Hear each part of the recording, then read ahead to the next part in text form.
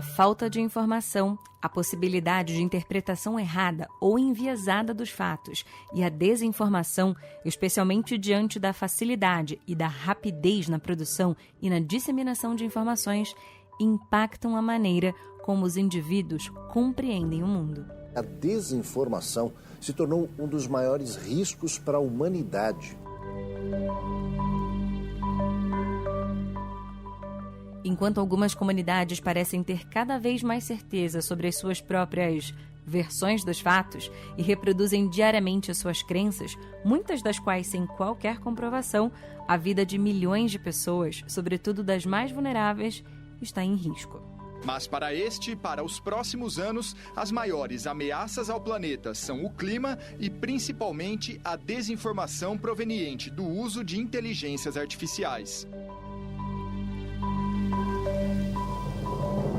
Os efeitos da desinformação, das chamadas fake news e do negacionismo transcendem barreiras territoriais e retardam o processo de buscas por soluções aos desafios impostos pela emergência climática. Eu sou a Gabriela Viana e te convido a acompanhar esse papo aqui comigo no 3º episódio da 3ª temporada do Conexões para Convergir. Seja muito bem-vindo e muito bem-vinda. Este podcast é apresentado pelo Centro Soberania e Clima.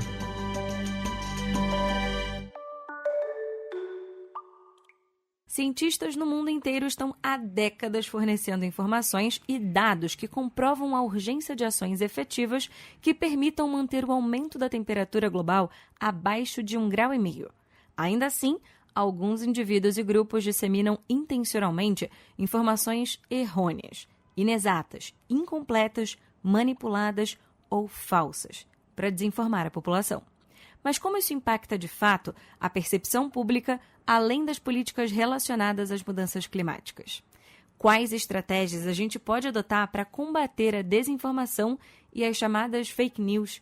E mais, como promover a educação e a conscientização ambiental tão essenciais para uma resposta coletiva eficaz à emergência climática?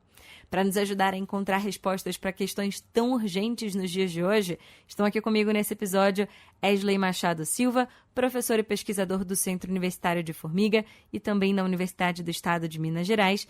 Esley é pós-doutora em Educação e Ciência pela Universidade do Minho, em Portugal.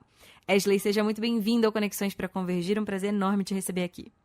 Em primeiro lugar, muito obrigado pelo convite. É um prazer poder falar sobre esse assunto. É um prazer poder discutir com pessoas. Afinal de contas, eu penso que deve ser uma preocupação global de todos nós, da sociedade brasileira especialmente, que sofre o impacto desse fenômeno, né, da desinformação, da fake news científica todo o tempo. E também temos conosco a Giovana Girardi, que é jornalista com mais de 20 anos de experiência na cobertura de ciência e meio ambiente. Giovana, é um prazer muito grande receber você também aqui no Conexões para Convergir, para você contar com um pouquinho da sua experiência. Seja muito bem-vinda. Olá, Gabriela, o prazer é meu. Vamos embora conversar sobre esse assunto que é tão importante.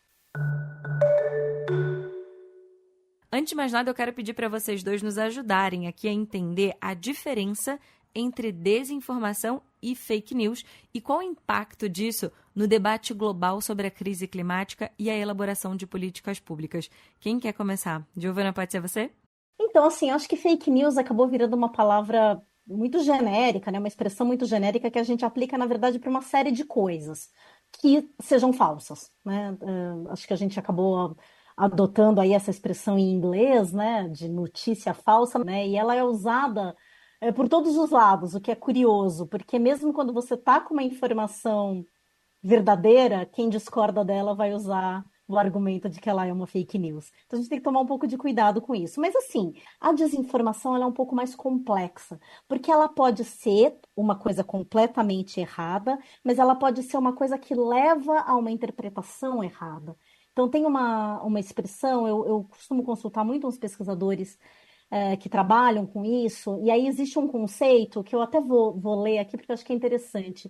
A desinformação, ela consiste no uso intencional de informações falsas ou descontextualizadas ou distorcidas para manipular a opinião pública, descredibilizar inimigos ou introduzir vieses sensacionalistas.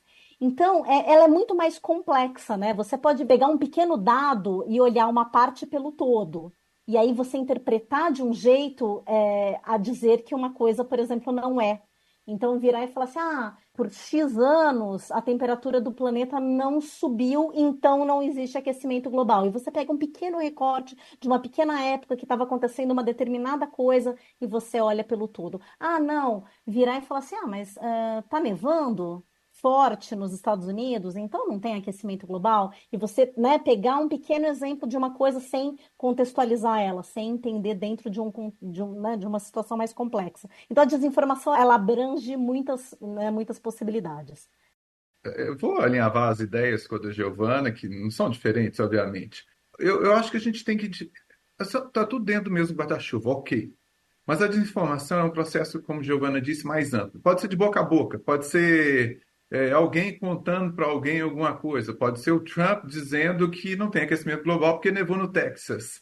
Mas aí a neve no Texas é uma outra história. Ele está usando aquilo para um processo de desinformação, por exemplo.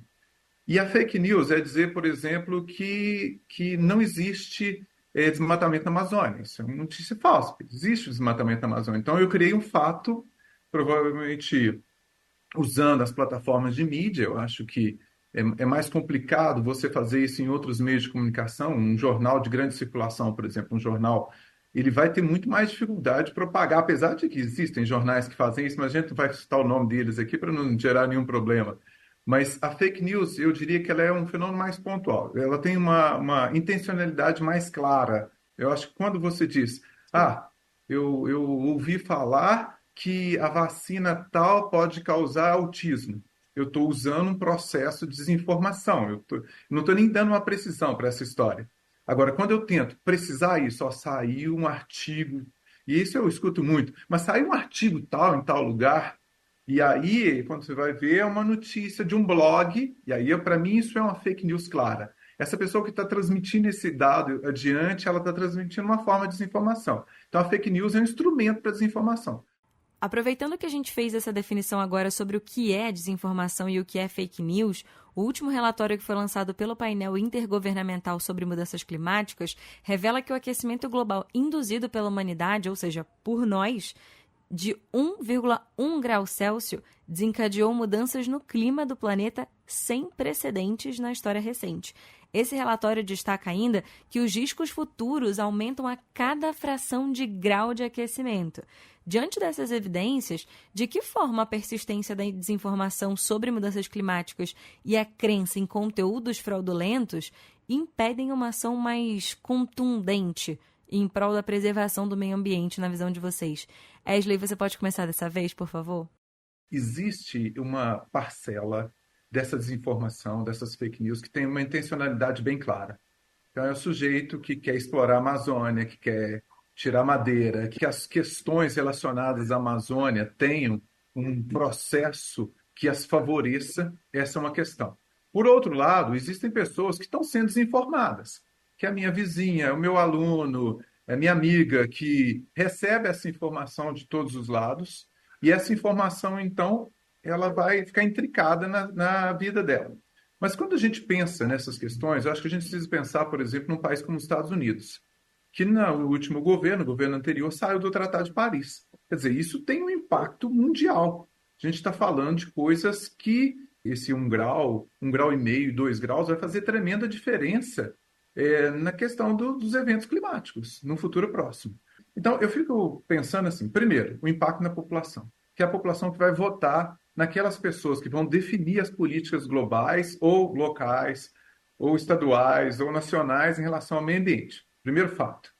Segundo fato é que existe gente também formulando essas políticas que eventualmente podem acreditar nessas notícias falsas e nessa forma de desinformação. E a essas pessoas pode interessar que essas notícias sejam propagadas. Então, eu diria que isso tem muitas camadas. E essas camadas na população, elas têm influências distintas. Num país polarizado, como o Brasil, no caso dos Estados Unidos, isso é especialmente importante. E eu acho que só quando a gente romper com essa questão da ideologia, muitas vezes que está por trás da aceitação ou não da questão climática e ecológica, é que nós vamos poder enfrentar esse problema de fato.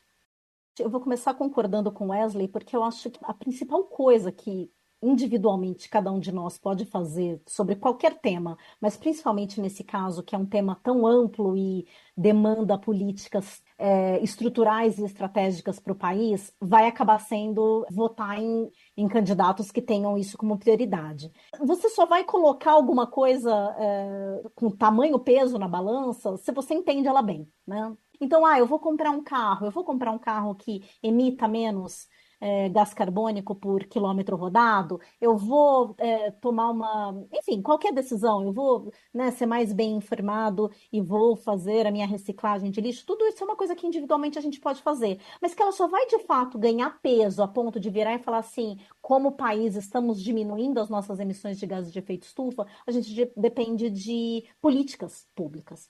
Então, eu acho que a grande tragédia dessa pandemia de desinformação que a gente vive, porque eu acho que ela é mundial, né? Ela não é só no Brasil, é que a desinformação ela tem um pé direto no impacto de políticas públicas. Isso ficou muito claro, muito evidente ao longo de décadas na indústria de combustíveis fósseis nos Estados Unidos e na Europa. Por que que eles desinformavam? Por que que eles proliferaram uma dúvida se existia ou não aquecimento global? Porque eles não queriam ter nenhum tipo de regulação sobre o negócio deles. A gente vê isso aqui no Brasil com o agronegócio, por exemplo. Há um processo de desinformação para que não haja políticas que criem regras mais duras para o agronegócio. Então, a desinformação ela tem esse impacto, que é você fragilizar uma legislação ambiental, por exemplo. Hoje, no Brasil e no mundo, mas projetos de infraestrutura são sempre baseados no passado. Se olha para as séries históricas. Então, historicamente, choveu tanto, o nível desse rio subiu tanto, a situação foi tal, e aí você faz uma ponte, um asfalto, uma obra baseado numa série histórica. Quando você olha para as mudanças climáticas, o futuro vai ser muito diferente do passado. Então, você não pode mais planejar as coisas para o futuro como você planejava antigamente. E você só vai mudar essa forma de encarar as coisas se você acreditar que tem mudanças climáticas em curso. E aí eu queria aproveitar a expertise de vocês no assunto, porque para quem está ouvindo a gente, como é que a gente pode evitar essa desinformação? Quando a gente fala em meio ambiente, especificamente em mudanças climáticas, ainda existe uma parcela da população que acredita que isso é a última coisa que a gente precisa olhar, porque tem, entre muitas aspas, coisas mais importantes para se ver. E aí toda essa discussão sobre meio ambiente se torna uma discussão chamada popularmente de ecochata, né? Então, como é que a gente consegue fazer com que a população tenha acesso, de fato, a informações cada vez melhores, corretas, sobretudo, né? Para que a gente possa ter possibilidades até de cobrar políticas públicas cada vez melhores e para que a gente tenha, de fato, um trabalho efetivo de estados no combate à emergência climática. Gabriela, aqui eu vou compartilhar com você uma angústia que eu imagino que seja de todos os jornalistas. E nesse caso aqui do que a gente está conversando, de comunicadores ambientais, que é a questão de $1 milhão. Como é que a gente faz para as pessoas estarem bem informadas? Porque eu acho que tem uma questão até um pouco cruel, assim, e difícil de lidar da questão das mudanças climáticas, e eu acho que em um determinado momento a gente viu isso na pandemia, na Covid, que as pessoas não aguentam mais má notícia. Né? Chega uma hora que, assim, é um tipo de noticiário que repele. Porque você fica lendo sobre... Eu brinco, né? Eu trabalho com essa área há muitos anos. E hoje eu trabalho na agência pública e eu brinco lá de vez em quando que eu sou tipo a editora do fim do mundo, né? Porque a gente só traz notícia ruim. Você citou o relatório do painel intergovernamental sobre mudanças climáticas, mais conhecido como IPCC. E o IPCC, nos primeiros relatórios deles, eles tinham muito cuidado em informar quanto que havia de incertezas em cada uma das projeções que eles faziam, em como, né, você tinha que ser cuidadoso. Eles sempre, e aí hoje isso é muito claro, né, que eles sempre tentaram pôr um pezinho no freio, sabe? De não parecer alarmista, não parecer que a gente está falando de fim do mundo. E hoje eles adotam um tom mais incisivo nos relatórios. Você citou o relatório mais recente, que foi lançado entre 2021 e 2022, e ele já veio num tom bem mais gente, tá na hora de acordar. Você pega um secretário-geral da ONU e ele vai falar: estamos em alerta vermelho, é agora ou nunca. Então, assim, você precisa trazer esse senso de urgência, porque de fato é agora ou nunca. Por outro lado, não dá para parecer que as coisas estão perdidas. E eu acho que isso é um grande dos desafios, da comunicação de mudanças climáticas, que é falar assim: existem coisas que são possíveis sim. E a coisa legal a tecnologia já hoje é bem conhecida. Porque há 20 anos, por exemplo, ia se falar em transição energética, ia se falar em energia solar, energia eólica, elas eram carésimas.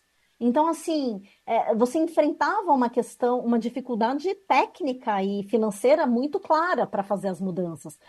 Hoje não, hoje elas já são competitivas, hoje elas são baratas. Tipo, o que precisa ser feito é bem conhecido, a gente não precisa inventar a roda de novo. Mas, respondendo a sua pergunta, eu acho assim, é um desafio nosso mostrar que existem caminhos, existem soluções, elas precisam ganhar escala e elas precisam, assim, vai ter uma hora que vai ter que virar algumas chavinhas, algumas coisas vão ter que parar de ser feitas. E eu acho que essa é a dificuldade, né? Você largar coisas. Porque, assim, quem quer mudar hábitos, né? Em geral, as pessoas não querem mudar hábitos. Não querem mudar hábitos de consumo.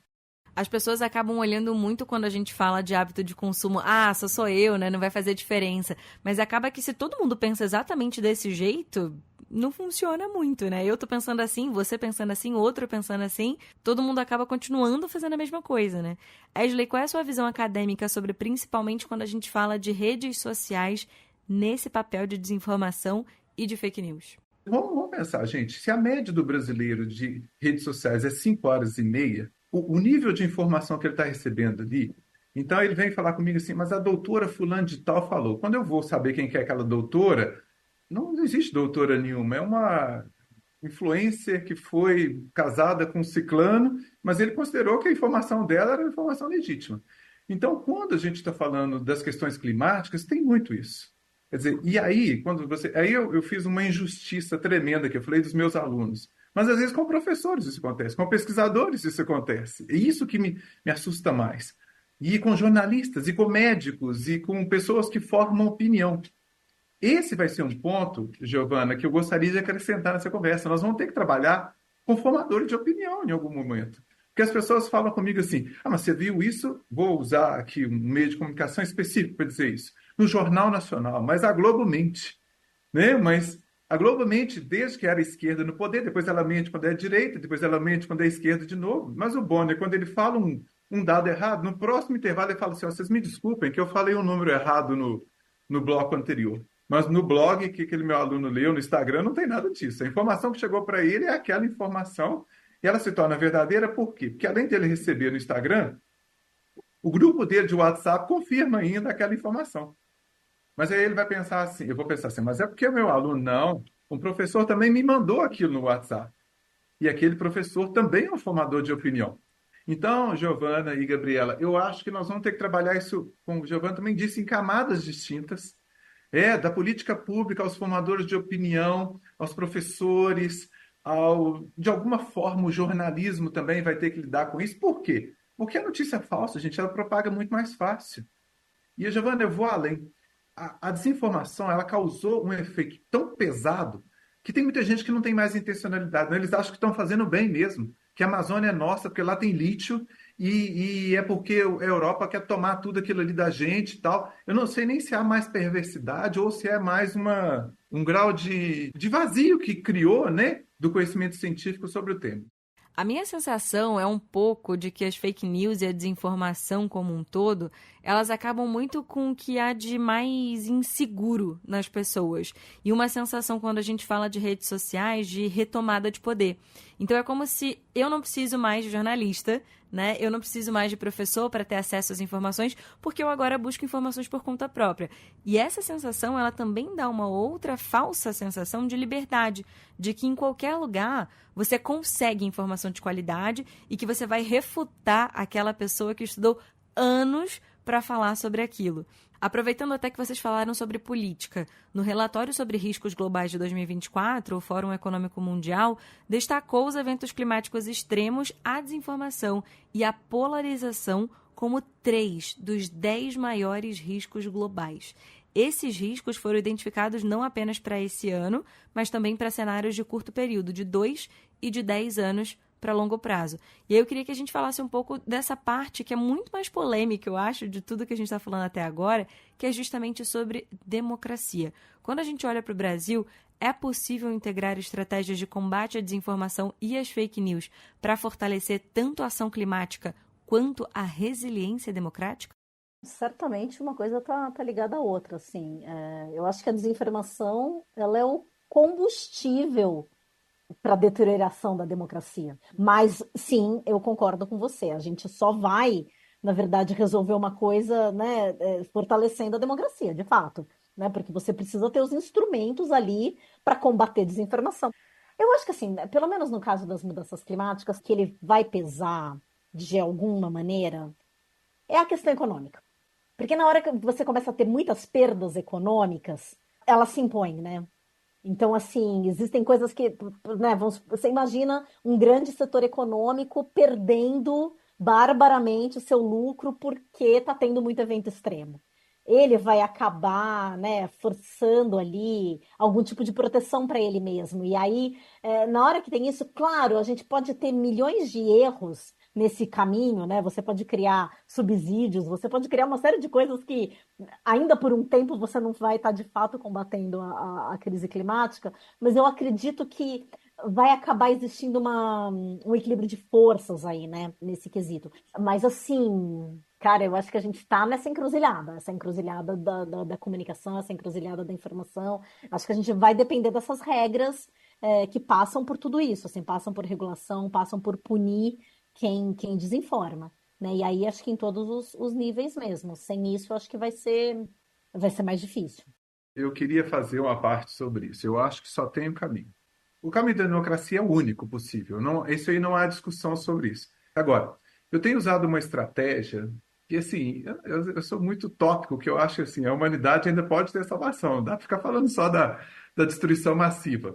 Mas, por exemplo, eu publiquei um texto na Scientific American sobre agrotóxicos, que no governo anterior houve uma série de liberações, etc, etc. Mas aí quando eu coloquei assim, que nesse governo atual também não houve um reordenamento desse fator, eu vi que muita gente que leu falou assim, opa, peraí, ele não é contra o fulano, só ele também criticou o Beltrano. Então a gente vai ter que começar a pensar sobre isso. Eu me lembro de um jornalista, para usar um exemplo, que era o Boechat, lembram-se dele, né? Muito, Ricardo Boechat, que falava assim, que quando a esquerda e a direita o atacavam, ele ficava satisfeito, era sinal que ele tinha feito a matéria com algum equilíbrio, porque ele não tinha sido tão tendencioso, por um lado, dizer que ele estava a favor de um determinado e contra o outro. Então, quando a gente está falando de tema científico, vou dar um exemplo concreto, então, com relação a essa questão climática e desmatamento. Se no governo anterior a Amazônia teve um efeito terrível, né, e foi reduzido nesse governo, o cerrado aumentou nesse governo. Então, a gente precisa falar sobre isso. O problema ambiental não é o fulano ter destruído a Amazônia ou o ciclano ter destruído o cerrado. O problema é que os dois cometeram erros, entendeu? E continuam cometendo, e nós vamos sofrer a consequência com a falta de água, ou com o excesso de água, ou com aumento de temperatura, ou com ondas de frio. Mas o que acontece é que, eu concordo com a Giovana, as pessoas estão tão cegas e passam tanto tempo bombardeadas pelo TikTok, pelo Instagram e pelo Facebook. E como o algoritmo ele está sempre te mostrando que é possível você alimentar a pessoa com um conjunto de informações que vai permitir que ela monte um arcabouço. Para romper, eu percebi uma coisa, que a única forma de minimamente romper com isso é mostrando assim, eu não estou do lado do Lula, eu não estou do lado do Bolsonaro, eu estou do lado de um fato que é a mudança climática. E que o Bolsonaro, em determinado momento, foi desfavorável, que em determinado momento o Lula foi desfavorável. Porque aí você quebra um pouco essa história, assim, porque virou uma defensiva tão grande.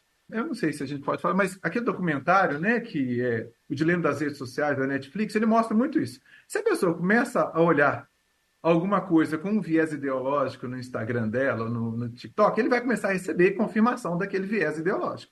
E na mudança climática... Da mesma forma que se a gente comenta coisas perto do nosso telefone, a gente vai começar a receber... dá até medo, né? É assustador um pouco isso, né? Você olhou a passagem aérea, você começa a parecer que aquilo está ao seu redor. Mas com a mudança climática não é diferente, com a vacina não é diferente. Então, para a gente romper com isso, a gente tem que romper com a questão ideológica, né? Além de tudo, agora a gente tem que ter esse cuidado ao falar que você está a favor de um fato científico que tem repercussão nas nossas vidas. Eu acho que isso que você falou mais cedo sobre a questão da imprensa mesmo, né? Veículos grandes, importantes no Brasil, são acusados de estarem de algum lado o tempo todo. É exatamente isso. Você vai lá e faz uma matéria contra o Bolsonaro, você é petista. Você vai lá e faz uma matéria criticando o Lula, você é bolsonarista. Sim, poxa, é assim que funciona a imprensa. Como eu escrevo muito sobre mudanças climáticas, eu falo muito sobre desmatamento, óbvio. E assim, é impossível negar que houve, né, um aumento significativo nos últimos 4 anos no desmatamento da Amazônia e que sim, havia tido uma queda muito importante no desmatamento da Amazônia entre 2004 e 2012. Mas se você pega o ano de 2004, justamente, foi o pico de desmatamento da Amazônia, o segundo pico, porque o primeiro tinha sido no governo Fernando Henrique. Ah, não. Mas então, se você olhar só o desmatamento de 2004, foi o maior desmatamento do mundo. Foi sob Lula.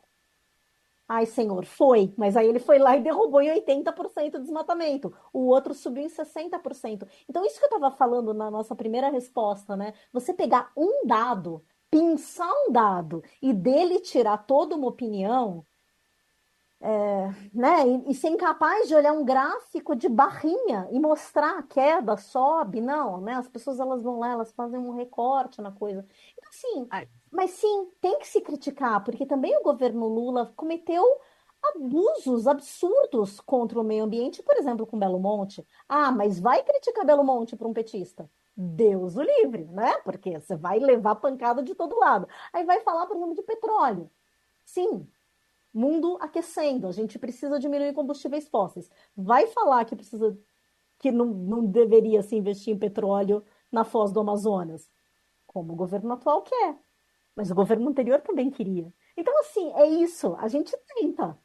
Mas eu acho que vai além, sabe, Wesley? Porque a imprensa séria tenta fazer isso. Faz isso. E ainda assim ela vai tomar paulada. Porque são poucos que compreendem essa neutralidade, né, esse esforço pelo fato, pela verdade. E o valor dessa imprensa também. O valor que ela tem numa sociedade. Esse é o aspecto que eu acho que a gente tem que recuperar.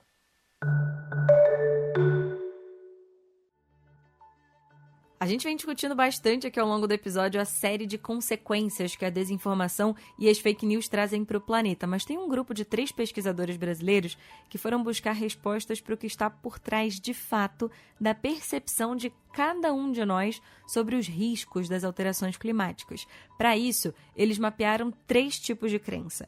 A crença número 1, em que a mudança do clima existe, a crença número 2, de que ela é causada por fatores humanos, e a terceira, que é a crença de que as consequências da mudança do clima serão severas. Exatamente as 3 que a gente vem falando aqui ao longo do episódio. Os resultados desse estudo, que foi intitulado como Climate Change Beliefs and Their Correlates in Latin America, publicado por Matias Spector, Guilherme Fasolin e Juliana Camargo, nos ajudam a compreender um pouco mais sobre quem são os negacionistas do clima. Quem vai contar pra gente é o professor Matias Spector. Ele é o nosso convidado do quadro que dá voz às boas práticas nos campos da soberania e do clima em todo o território nacional. Vamos ouvir um trechinho da fala dele. Rádio Soberania e Clima. Existe no Brasil, ao contrário do que acontece na Europa e nos Estados Unidos, um consenso quase que absoluto a respeito da existência da mudança do clima, que a mudança do clima é real. E existe também um consenso a respeito das causas humanas da mudança do clima. Quando a questão é se as pessoas acreditam que as consequências da mudança do clima são negativas para si e para suas famílias, aí a sociedade brasileira fica polarizada. Quase metade da população não acredita que os efeitos da mudança do clima sejam efeitos preocupantes. É muito interessante ver a distribuição dentro do Brasil. Quem menos acredita que as consequências da mudança do clima são graves são pessoas no Nordeste, no Sul e no Sudoeste. Quem mais acredita são as pessoas no Norte e, acima de tudo, pessoas no Centro-Oeste. Muito provavelmente porque essas pessoas convivem mais de perto com os efeitos perversos da mudança do clima. Nossa pesquisa também testou diferentes fatores que explicam essas crenças. E a mensagem principal dos nossos resultados é a seguinte: o fator que mais determina a crença da população brasileira em que a mudança do clima existe e que ela é causada por homens, e até mesmo que as suas consequências são severas, é o consenso científico. O principal fator de descrença, o principal fator por trás do negacionismo climático, a gente descobre, é o grau de individualismo das pessoas. Não é um fator cognitivo, não tem a ver com nível de educação, não tem a ver com fator demográfico, não tem a ver com seu nível de renda, seu nível de escolaridade, o seu gênero. É um fator psicológico. É o grau de individualismo dos cidadãos, cuja marca central é a de cidadãos que procuram autonomia pessoal porque desconfiam de soluções coletivas para os problemas sociais. Tendem a não acreditar nas instituições públicas, a não acreditar no sistema político, a não acreditar que o Estado vai conseguir resolver seu problema. São pessoas, portanto, sentem que precisam encontrar suas próprias soluções. Esse grau de ceticismo no Brasil é mais acentuado no Brasil do que em países vizinhos que a gente também estudou, que são a Argentina, o Chile, a Colômbia, o Equador, o México e o Peru. O Brasil, nesse sentido, é o campeão regional de descrença em que as mudanças do clima são preocupantes, embora, como eu mencionei, metade da população acredite. É um tema que polariza o Brasil. Apesar desses dados, tem coisas positivas aqui que é importante ressaltar. Primeiro, a gente não encontra no Brasil uma divisão entre pessoas de esquerda e direita. Na Europa e nos Estados Unidos, de modo geral, pessoas mais à esquerda acreditam mais que a mudança do clima existe, é causada por homens, tem consequências severas, e pessoas de direita acreditam menos. Uma notícia excelente que a gente tem da nossa pesquisa aqui no Brasil é que não existe isso aqui. Isso é muito bom, porque isso mostra que, no caso brasileiro, tanto cidadãos de direita quanto de esquerda podem apoiar políticas pró-clima. O outro lado da moeda disso é que os negacionistas podem ter alvos fáceis no Brasil, tanto à direita quanto à esquerda. Basta que sejam pessoas com níveis elevados de individualismo. E isso é um problema, porque somos uma sociedade em que os níveis de confiança nas instituições são muito baixos, em geral. Até mesmo níveis de confiança interpessoal, o que a gente tem visto nos últimos anos é uma situação muito ruim no Brasil. Então é importante para todos aqueles atores políticos, representantes, ativistas da sociedade civil, acadêmicos, ficarem de olhos abertos para esse fenômeno. Quanto mais os laços sociais da sociedade ficam esgarçados, mais o terreno é fértil para o negacionismo. Eu acho que essa última fala do Matias resume muito bem tudo que a gente falou até aqui, mas alguns pontos, até da fala do professor Matias, são contrários ao que a gente vem discutindo até aqui, como, por exemplo, a diferença de não ter uma direita ou esquerda tão clara no Brasil e de ter a possibilidade de os dois estarem em questões pró-clima. Então, eu queria um pouco da visão de vocês sobre esse estudo para a gente poder encerrar aqui a nossa discussão. Assim, eu conhecia um pouco desse trabalho do Matias Spector, eu acho muito interessante, inclusive ele fez uma reunião com vários jornalistas de ambiente, de ciência, para mostrar um pouco os resultados, ele queria um pouco as nossas opiniões ali, tinha sido um debate bem interessante. Eu acho interessante isso, de que talvez, então, a polarização não importe tanto, mas eu acho que a pergunta foi essa, se a pessoa acredita, em mudanças climáticas. E outras pesquisas, porque aí difere um pouco, ele falou que cerca de metade da população, e outras pesquisas tinham falado coisa de 80%, assim, teve uma pesquisa da Datafolha mesmo do ano passado com esse dado. E um pouco, eu acho que nisso que a gente vê, assim, que talvez a gente chame de direita uma coisa muito ampla, né, no Brasil. E eu acho que quando a gente vê esse movimento mais arraigado ali de negar as coisas, talvez a gente devesse qualificar melhor como extrema direita, né? Enfim, eu acho que são denominações aí. Mas eu acho que o mais legal é isso que ele fala no final, que é quantas pessoas estão permeáveis, né, ao negacionismo, sim.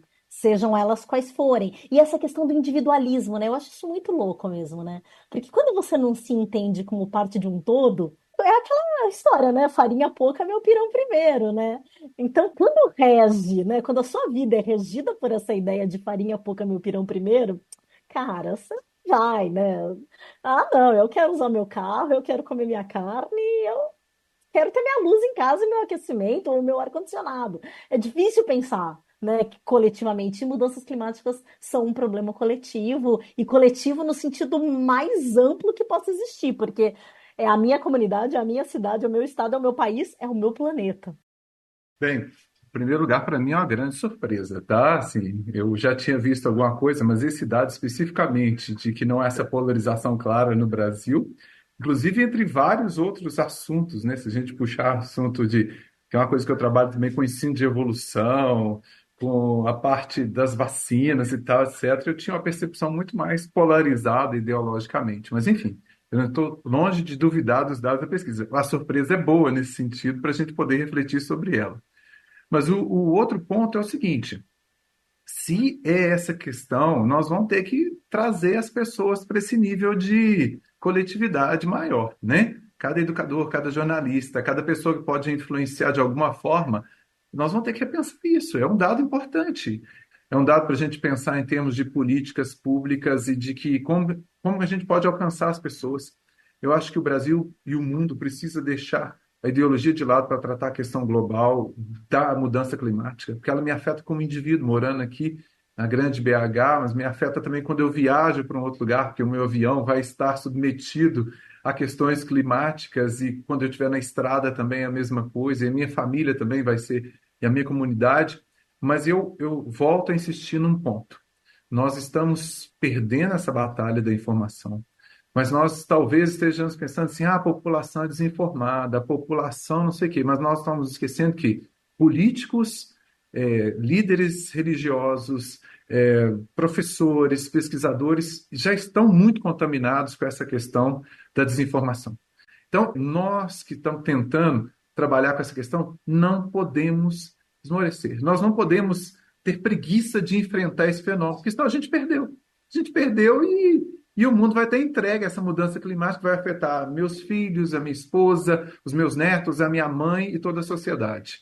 E todos nós deveríamos também ter a obrigação cívica de, ao compartilhar uma informação, checá-la antes, procurar outras fontes antes de divulgar para um amigo, para um colega, para um familiar, para que a gente tenha de fato certeza de que aquilo que a gente está propagando, mesmo que seja com a melhor das intenções, seja algo de fato que vá contribuir para o debate e não para atrasá-lo.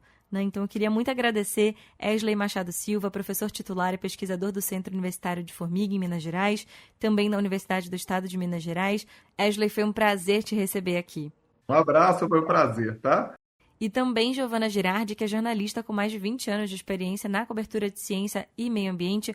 Giovana, um prazer enorme receber você aqui no Conexões para Convergir. Muito obrigada. Eu que agradeço, espero que a gente tenha contribuído um pouco com o debate. Estou aí à disposição. Um abraço para vocês todos. Tchau, tchau.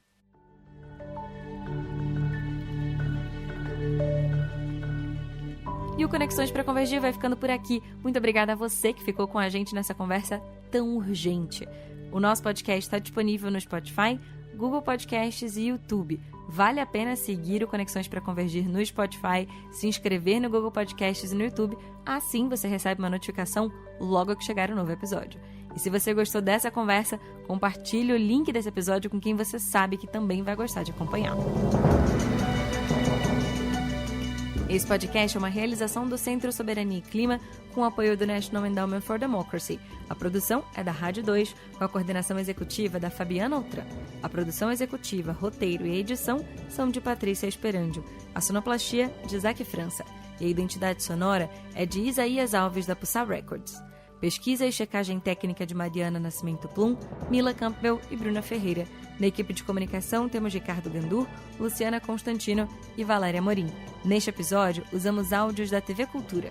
Eu sou a Gabriela Viana. Qualquer dica, sugestão e elogio, pode escrever para podcast@soberaniaclima.org.br.